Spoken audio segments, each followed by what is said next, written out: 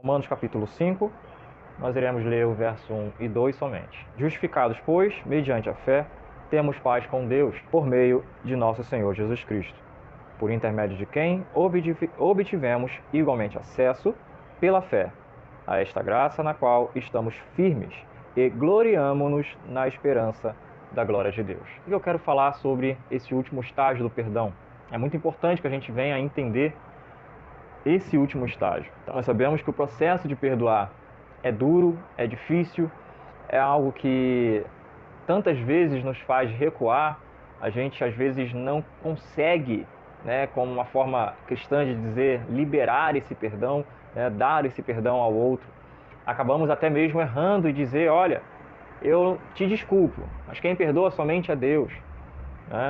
Porém, nós somos convidados, nós somos orientados o tempo inteiro nas Escrituras a perdoar, literalmente. A quitação do pecado, aí sim, isso pertence ao Senhor. Mas o ato do perdão nós podemos também dar, tá legal? Isso é muito importante e no decorrer dessa live eu irei explicar um pouquinho mais, ok?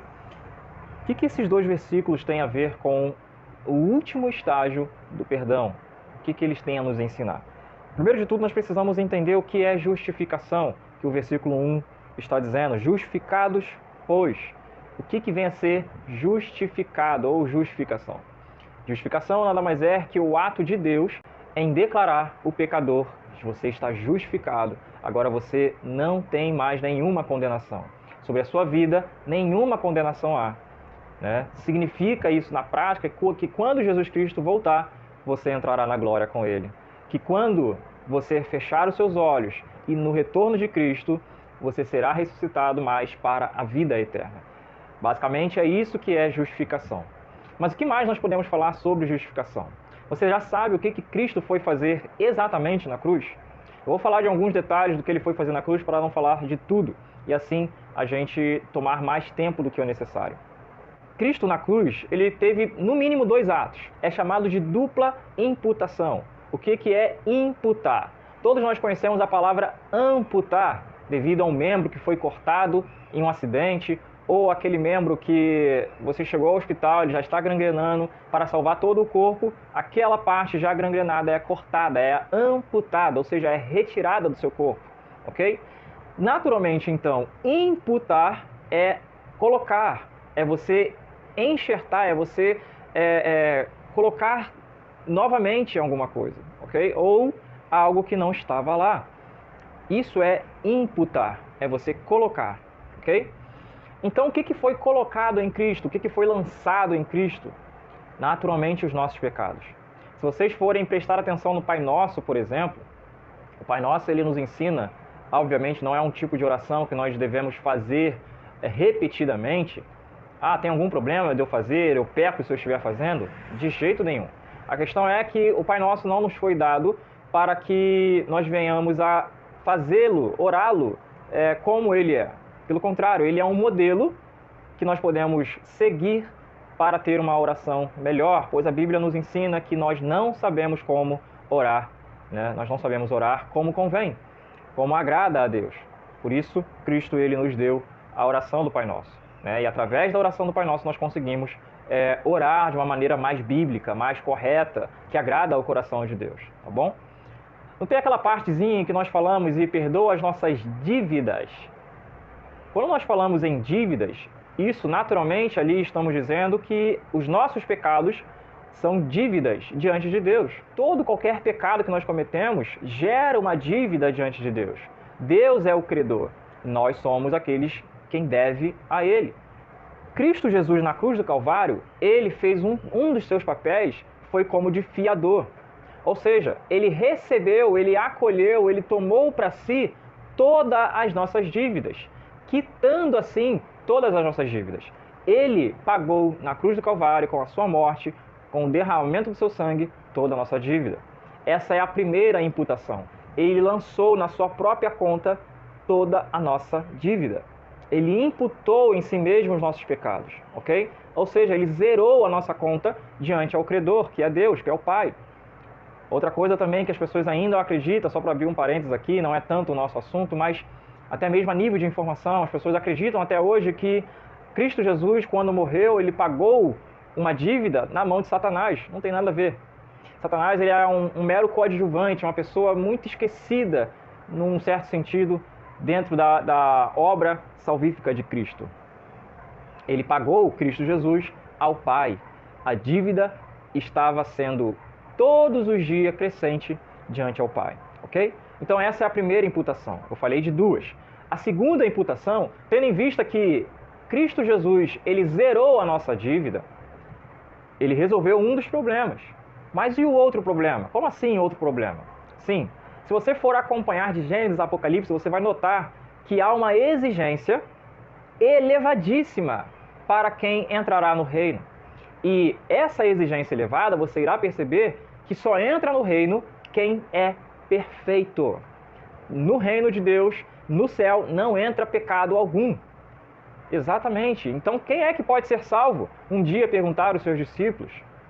E Cristo naturalmente vai responder, olha, para os homens isso é impossível. Isso é impossível. E de fato é. Todos nós somos pecadores. Os nossos pecados geram uma dívida diária. Ora, mas Cristo Jesus não tirou? Sim, Ele zerou a nossa dívida. Mas nós continuamos com essa natureza pecaminosa. E aí, como é que faz? A segunda imputação é Cristo, Ele debitar, Ele colocar em nós, Ele imputar em nós toda a sua perfeita justiça. Lembra que Ele constantemente cumpriu com toda a lei? Lembra que Ele falava constantemente, olha, eu não vim para acabar com a lei, mas vim para cumpri-la? Exatamente. Ele cumpriu com toda a lei, com todos os aspectos da lei exigidas por Deus, pelo Pai. E ao cumprir todos os aspectos da lei, Ele foi um exemplo de perfeição. Não é isso que nós falamos? Perfeito só Deus, só Cristo foi perfeito. Exatamente, não estamos errados. E por Ele ter sido perfeito, quando na cruz Ele está, além dele levar sobre si os nossos pecados, em nós Ele coloca toda a sua justiça. Toda a sua justiça. É isso e somente por isso que nós podemos ser vistos diante do Pai como justos. A justiça não é nossa própria. A justiça ela vem de Cristo. É Ele quem nos cobre com o seu sangue e lá do alto o Pai nos vê com o sangue do seu Filho para todos aqueles que já creem. Somente por isso. Deus não nos dá da sua misericórdia por sermos bonzinhos. Até mesmo porque misericórdia significa um ato de deixar de punir aquele que merece punição. É isso que significa. Então, meus irmãos, nós chegamos a esse entendimento.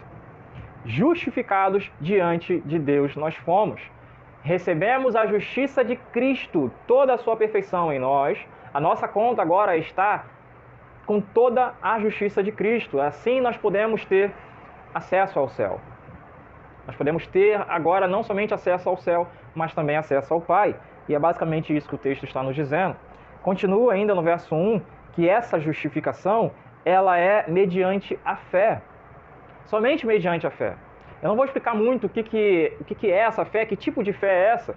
Como assim, que tipo? Não existe somente uma? Sim, porém as pessoas criaram outras. A fé que a Bíblia nos exige é totalmente diferente do que o mundo fala que diz ter. A fé cristã, no sentido bíblico, é totalmente diferente. Não é dizer eu creio e viver uma vida de qualquer maneira. É necessário crer e praticar aquilo que crê, mas praticar com amor, porque existe também a forma religiosa de fazer, ok?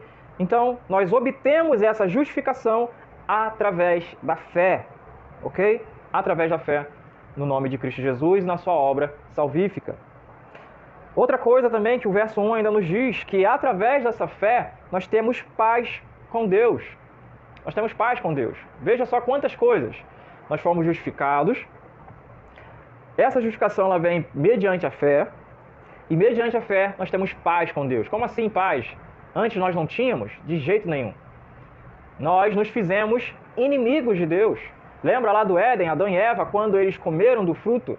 Eles comeram do fruto e automaticamente Deus, após ter dado a sentença deles, por fim, Ele os expulsa do Éden, simbolizando assim, na verdade, não somente um símbolo, mas como um significado real, um afastamento da humanidade da pessoa de Deus. Toda a humanidade foi afastada através de Adão, da pessoa de Deus, da presença de Deus. E nós nos tornamos, assim, inimigos de Deus. Inimigos.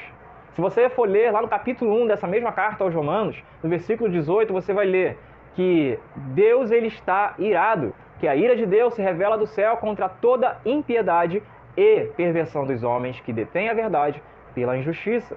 Deus ele é um Deus irado. E não é contra os anjos caídos, não é contra Satanás somente, mas contra toda impiedade e perversão dos homens, ou seja, da humanidade. Ora, mas Deus não é um Deus de amor? Exatamente, mas uma frase que tanto falamos é: Ele também é fogo consumidor. Ele não compactua com pecado algum, ok? Então sim, através da fé, nós temos paz com Deus. Nós nos reconciliamos com o Pai novamente através da fé por causa de Cristo Jesus. Esse é um outro aspecto da cruz do Calvário. É Deus reconciliando o mundo, ou seja, os que creem, com Ele mesmo. Olha só que maravilhoso, olha só que lindo essa expressão de amor de Deus. Então, justificação, através da fé, nós temos paz com Deus, nós entendemos e compreendemos a dupla imputação, ou seja, Cristo levou sobre si os nossos pecados e toda a sua justiça, a justiça de Cristo, veio para nós, veio para a nossa conta. E por isso nós temos paz com Deus. E agora, verso 2, por intermédio de quem obtivemos igualmente acesso. Obtivemos igualmente acesso. Todos nós possuímos, através de Cristo Jesus, esse acesso. O que isso significa? Antes, como já falei, nós não tínhamos paz com Deus, nós nos fizemos inimigos de Deus. Estávamos separados dele, ok? Nós não tínhamos mais esse acesso que está mencionando aqui no versículo 2. Nós não tínhamos mais. Quando Cristo ele vem, ele morre na cruz do Calvário, por isso e somente por isso nós conseguimos não somente paz com Deus, mas agora também acesso. Porque nós poderíamos ter paz com Ele, mas sem ter, todavia, acesso. Olha que louco, né? Mas qual a diferença de estarmos em paz com alguém, ou nesse caso com Deus, e não termos acesso? Já adiantando aqui o que eu quero falar um pouco sobre o perdão ser, o acesso ser, né, o último estágio do perdão, adiantando um pouquinho. Muitas das vezes nós estamos em paz com pessoas que nos feriu.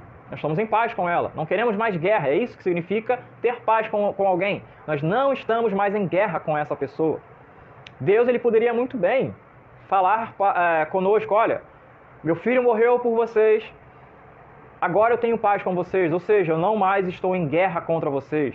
A minha ira, ela foi apaziguada na cruz. Eu não quero mais guerra com vocês. Porém, não quero mais que vocês olhem para mim. Não quero mais que vocês falem de mim. Foi basicamente isso que aconteceu com Davi, para quem conhece a história, por conta de Absalão.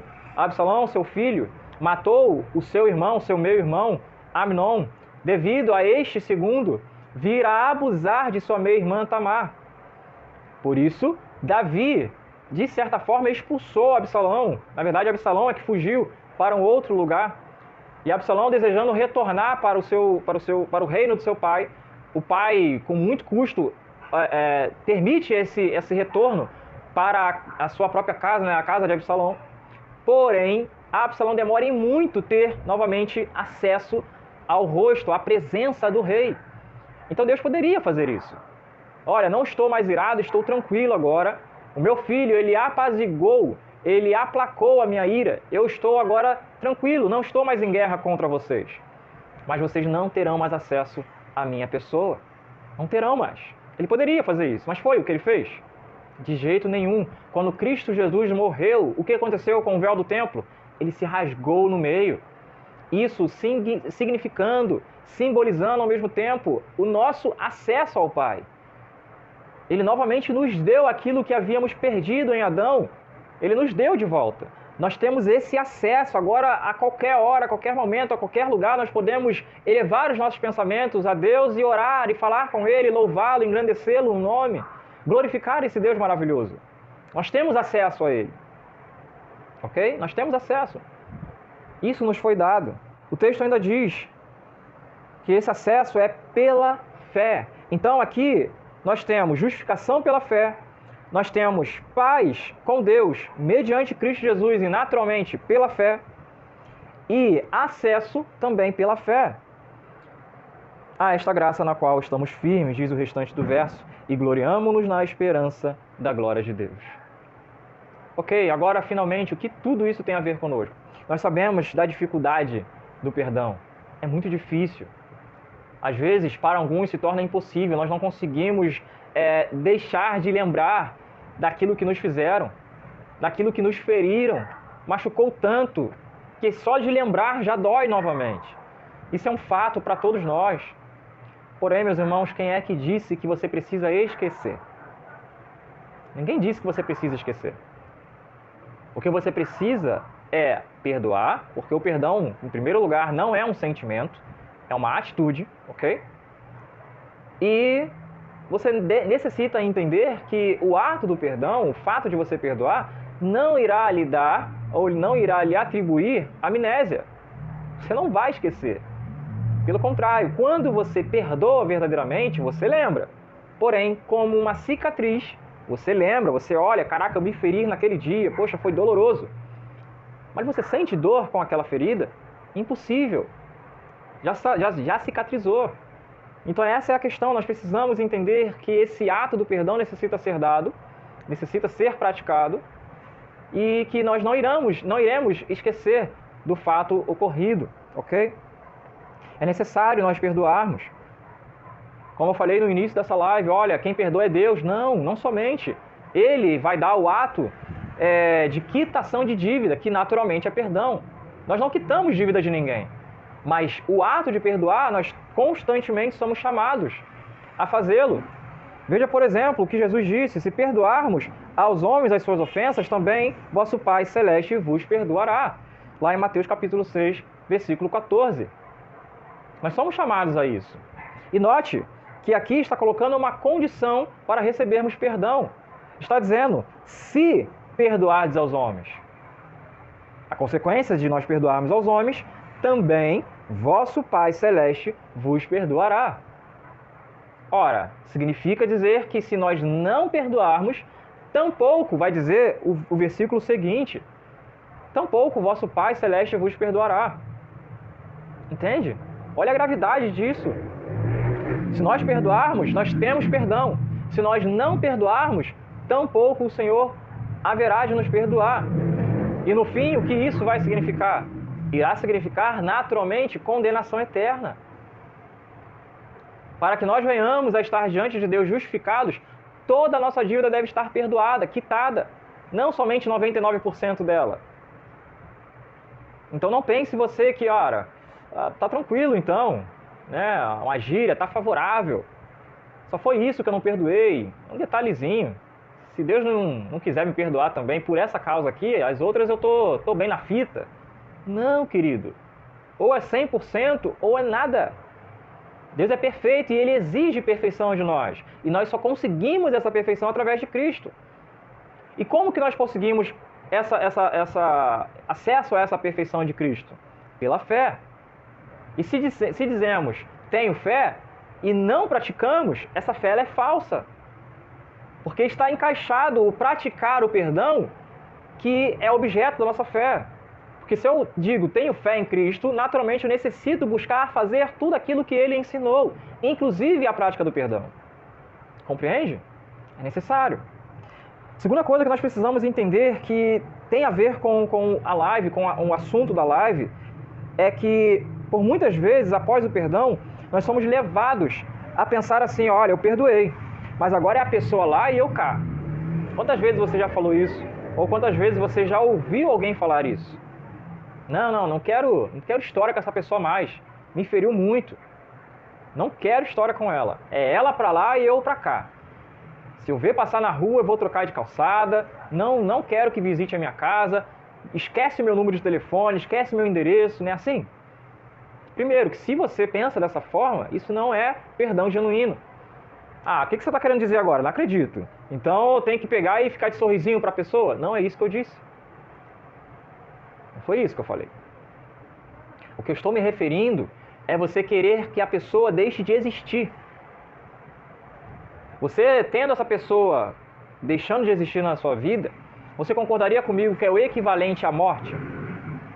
Que muitas das vezes esse é o final que nós falamos. Essa pessoa morreu para mim. Se você mata ela no seu coração, você se encaixa a outro mandamento de Deus: não matarás. É muito mais grave do que nós pensamos. Existem muitas pessoas que estão de forma superficial olhando para a questão do pecado, para a questão da lei, dos 10 mandamentos e as outras ordenanças que aparecem na Bíblia. Se você se aprofundar, você vai perceber que tem muitas coisas que nós falamos, muitas atitudes que nós temos que são equivocadas, que são antibíblicas totalmente. Entende? Ok, então o que você quer dizer? Eu quero dizer, meus irmãos, que o verdadeiro perdão, ele não joga fora as pessoas. Eu não estou dizendo para que você seja confidente de novo dessa pessoa, se algum dia ela já foi. Eu não estou dizendo e nem mesmo sugerindo que você tenha um vínculo de amizade como antes. É fato que a confiança ela se quebra e é difícil restaurá-la. É difícil. Mas daí, em você pegar e tirar totalmente a pessoa da sua vida, é um abismo muito grande. É uma distância muito grande entre uma coisa e outra. Ok, então o que eu devo fazer? Primeiro, você deve constantemente buscar uma nova aproximação. É necessário fazer isso. Existem alguns exemplos na Bíblia que demonstram isso.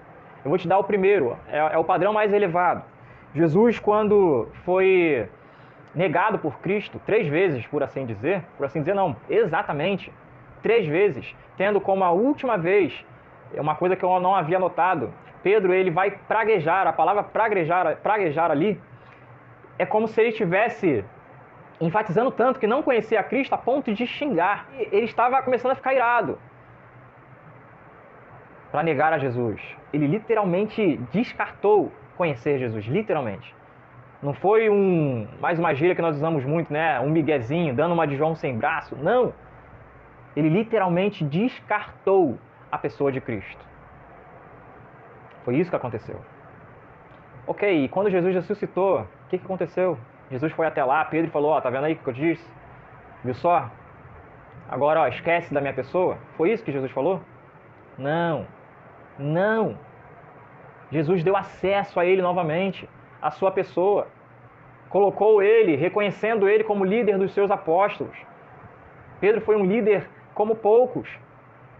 Deu acesso a Pedro novamente, mesmo sendo negado 3 vezes. E por isso que eu escolhi, em primeiro lugar, falar de Cristo, porque aí você pode estar dizendo, mas é Cristo, né, cara? Jesus é perfeito. Eu não sou Cristo. Eu sei que a ideia bíblica é buscar ser igual a ele, mas isso aí é elevadíssimo demais para mim. Ok, vamos abaixar o padrão, então? Lembra de José? José do Egito? Foi traído por todos os seus irmãos, lançado em uma cisterna. Eles planejavam até matá-lo, porém, Judá, se não estiver enganado, para salvar a vida do seu irmão, pegou e deu a ideia de vendê-lo como escravo para os ismaelitas que passavam. Olha isso. A sua família o traiu, seus irmãos o traiu. E o que aconteceu no fim da história? Quando José se tornou governador, eles foram buscar comida e José, reconhecendo eles, mandou todos os guardas pegarem, lançarem no calabouço e cortar suas cabeças? Não! Todos em um único local choraram, dando novamente assim José acesso à sua família, trazendo toda a sua família, toda a sua parentela para a terra de Faraó, apresentando a Faraó a sua família. Olha que maravilha, que maravilhoso é isso! Acesso! É o último estágio para o perdão. Não basta, tem mais um que eu me lembre. Se você lembrar mais de alguém aí, pode colocar nos comentários, fique à vontade. Paulo com João Marcos. Eles brigaram em uma das suas saídas, né? Discutiram, não se entenderam. Paulo ele queria retornar para os locais aonde ele já havia enviado cartas da igreja, da decisão da igreja de Jerusalém, com relação à circuncisão e à comida sacrificada a ídolos para os gentios. E ele queria retornar para ver como andavam os irmãos, para confirmar assim a sua fé, a fé de cada um deles. Porém, João Marcos não queria e se extraviou do caminho, no sentido de querer ir para outro lugar. Eles brigaram, eles discutiram, se desentenderam. Mas no final da sua vida, Paulo ele vai escrever a Timóteo e falar, Timóteo, quando você vier me visitar, traga minha capa, traga os meus livros e diga a João Marcos que ele me é útil. Ou seja, eu quero novamente ter acesso com ele, eu quero novamente estar com ele. Gente, que isso, que maravilhoso, que bênção de Deus é dar acesso àqueles que nos feriu. Isso é bênção demais. Não estou forçando texto nenhum. Por certo, existem vários exemplos, até mesmo na história, para a gente sair um pouco do contexto bíblico e não querer dizer, mas esses homens aí eram cheios do Espírito Santo, ok. Quantos e outros homens, heróis da fé, homens notáveis, mulheres notáveis. Mulheres notáveis. Quantas vezes nós já vimos em reportagens, por exemplo, um bandido que tirou a vida de algum familiar e a mãe ou o pai chegaram até o bandido e abraçá-lo.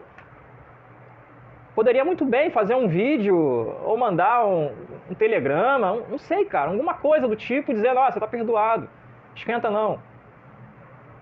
Mas ele foi lá, a pessoa foi lá e abraçou, cara, que... Só Deus mesmo. Exatamente só Deus, para nos fortalecer, para nos encher de toda a sua glória e termos condição de fazer isso. E é isso que eu quero que você e eu venhamos a buscar. A força que vem de Deus, para que possamos, juntos, como um só corpo, dar acesso àqueles que nos feriu, dar acesso àqueles que um dia não nos quiseram bem. Agora eu quero deixar claro, não estou aqui me referindo com isso que pessoas que nos feriu no sentido físico, que nos bateram, que atentaram contra a nossa vida, não é isso, de jeito nenhum. De jeito nenhum. Alguém que um dia já foi uma pessoa muito ruim na nossa vida, que agrediu um dos nossos, a esses nós podemos sim perdoar, mas por precaução, acesso eu já acho bem complicado. Por quê? Nós não olhamos o coração de ninguém. Isso aí já pertence à pessoa de Deus. O perdão é necessário, mas acesso já é complicado. Então, com esses eu não estou aqui sugerindo nada, senão o perdão. No mais, meus irmãos, se for um desentendimento, se foi uma briga, se foi uma infidelidade em amizade, num relacionamento, enfim. Por que não dar acesso? Por que não comungar novamente, seja um irmão em Cristo, uma irmã em Cristo ou um conhecido? Por que não? Nós precisamos disso. Esse é o último estágio. E como eu quero dizer ser o último estágio, não significando que liberar o perdão já não significa estar perdoando. O último estágio que eu estou mencionando aqui é em relação à perfeita ação do perdão. Ser completo. Ok? Fique com Deus e até a próxima.